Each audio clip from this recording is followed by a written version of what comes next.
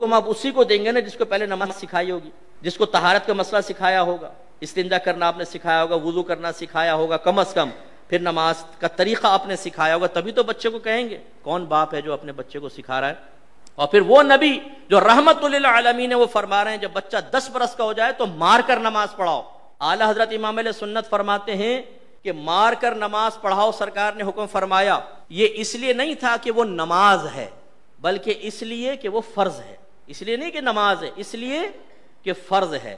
جب فرض اصل ہوا تو اس کا مطلب یہ ہوا کہ روزہ بھی چونکہ فرض ہے، اس لیے باپ پر واجب ہے کہ جب 10 برس کا بچہ ہو جائے اور روزے کی طاقت رکھتا ہو تو سختی کے ساتھ اس کو روزہ رکھوائے، اور اگر 10 برس میں باپ سختی نہیں کرے گا نماز اور روزے کے بارے میں تو وہ گناہگار ہوگا، مکروہ تحریمی کرے گا۔ مکروہ تحریمی فعل ہے یہ، کیونکہ حدیث کا رد کرنا یا اس کے خلاف جانا مکروہ تحریمی ہوتا ہے، سرکار کے حکم کے خلاف جانا۔ اب کتنے والدین ایسے ہیں، ہم تو ہر دو بچہ 10 برس، ابھی تو کھیلنے کی عمر ہے، ابھی کون سا بالغ ہوا ہے؟ بھائی بلوغت سے، اسی لیے تو آپ کے نبی سمجھانے بلوغت سے پہلے سکھاؤ اس کو۔ یہ بالکل ایسا ہوگا جیسے ایک نوجوان کا UK کا ویزا لگ گیا اور آپ کہیں کہ بیٹا امیگریشن کے سارے قوانین سیکھ لے، ذرا وہاں کے لاس سیکھ لے کہ تو وہاں تو اترے گا، غلط کام نہ کر۔ کہ ٹھہرو بھائی ٹھہرو، پہلے UK کی سرزمین پہ اترنے تو دو، پھر سب سیکھ لوں گا۔ تو آپ کیا کہیں گے؟ اتر کے کوئی غلطی کرے گا واپس بھیج دیں گے، بے وقوف آدمی، ابھی سے سیکھ یہاں پر آئلٹس وغیرہ کر، لینگویج آج کل بہت ضروری ہے، اور سارے قوانین۔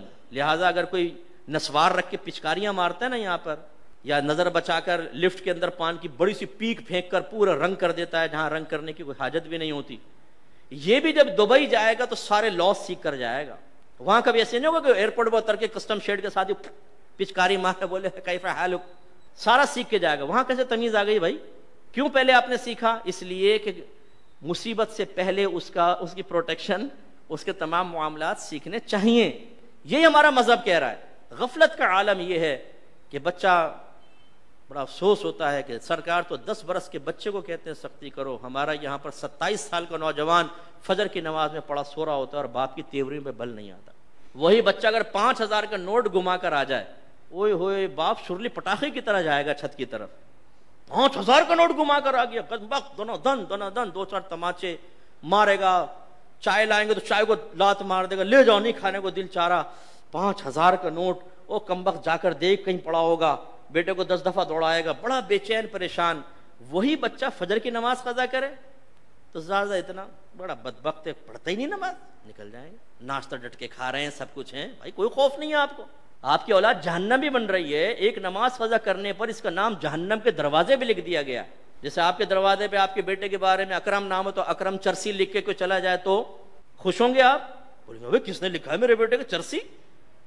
حالانکہ بیٹا ہو بھی نہیں، لیکن چرسی لکھنا ہی آپ کے لیے بڑی تکلیف کی بات ہے۔ اور آپ کے نبی فرما رہے ہیں جس نے نماز جان بوجھ کر قضا کی اس کا نام جہنم کے دروازے پر لکھ دیا جاتا ہے، لیکن باپ نہیں پھڑکے گا۔ چرسی پہ پھڑک گیا، وہاں جہنمیوں میں نام لکھا گیا، اولاد کو کوئی پرواہ نہیں ہے۔ بیوی پڑی سو رہی ہے، خراٹے لے رہی ہے ساری رات میں، تھک گئی ہوں جی میں، اس لیے فجر کی نماز نہیں پڑھ رہی، کوئی تیوری میں بل نہیں آتے، بھائی اٹھو نماز پڑھو، گھر میں بے برکتی اور نحوست ہوگی۔ تو معذرت کے ساتھ کتنے ہم میں ایسے بیٹھے ہوں گے کہ جنہوں نے کئی مہینے سے فجر کی نماز نہیں پڑھی ہو؟ کتنے ایسے بیٹھے ہوں گے جن کے کئی سال تک گھر میں قرآن نہیں کھلا ہے، یا اس نے خود نہیں کھولا ہے؟ فرصت ہی نہیں۔ سیکھیے خدا را، اصلاح کیجئے، احکام شرعیہ عملیہ سیکھیے۔